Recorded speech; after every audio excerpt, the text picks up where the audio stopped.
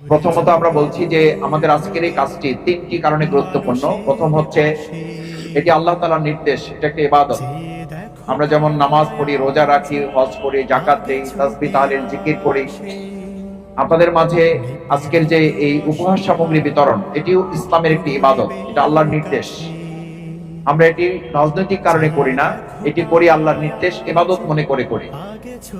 এবং আমরা আপনাদেরকে এই উপহার প্রদানের মাধ্যমে আপনাদের যতটুকু উপকার হয় আমরা মনে করি আমরা নিজেরা তার চেয়ে বেশি সফল কাম হই। আল্লাহ তাআলা সে কথাই কোরআনে উল্লেখ করেছেন, লাআল্লাকুম তুফলিহুন, তোমরা যদি সমাজের কল্যাণে মানুষের পাশে থাকো, মানবিক ভাবে চেষ্টা করো, একটা মানবিক রাষ্ট্র বিনির্মাণের কাজ যদি আমরা চালাতে পারি, আমরা মনে করি সেই মানবিক রাষ্ট্র বিনির্মাণের কাজ সরকারের থেকেও করা যায়, বিরোধী দলের থেকেও করা যায়।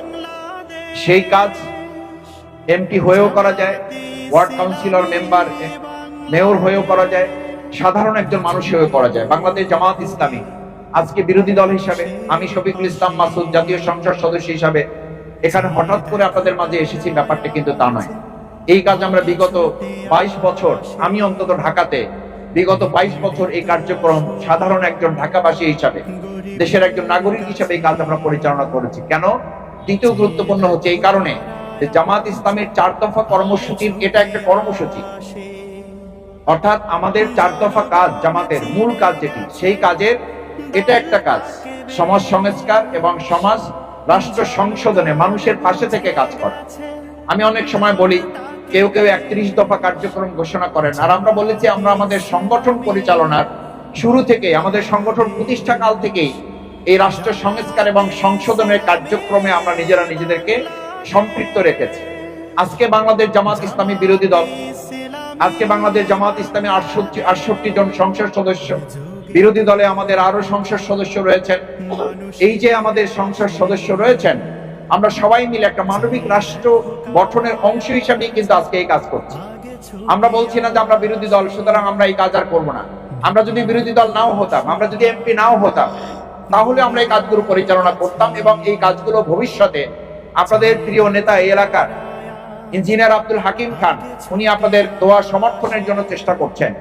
যদি আপনারা ওনাকে নির্বাচিত করেন, তাও এই কাজগুলো চলবে, আরো বৃহৎ পরিসরে চলবে। আর যদি আপনারা মনে করেন যে না, ওনার যে কোনো যোগ্য লোক এই এলাকায় আছে কাউন্সিলর হওয়ার মতো, তাহলে তাকে সাথে নিয়ে আমরা আমাদের এই কাজগুলো পরিচালনা করব। দেখেন, এই কাজগুলো আজকে করার কথা সরকারের, কিন্তু করছি আমরা। ঈদ উপহার বিতরণ দেওয়া হচ্ছে, ইমামদের সম্মানী দেওয়া হচ্ছে, ফ্যামিলি কার্ড দেওয়া হচ্ছে।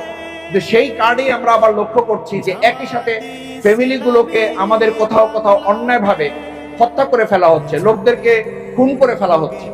সুতরাং সেই জায়গায় আমরা মনে করি পরিষ্কার একটা মানবিক রাষ্ট্র বিনির্মাণে মানুষের হাতে উপহার সামগ্রী পৌঁছানোটা যত গুরুত্বপূর্ণ, মানুষের সম্মান, মর্যাদা, তাদের জীবনের নিরাপত্তা নিশ্চিত করাটা তার চেয়ে গুরুত্বপূর্ণ।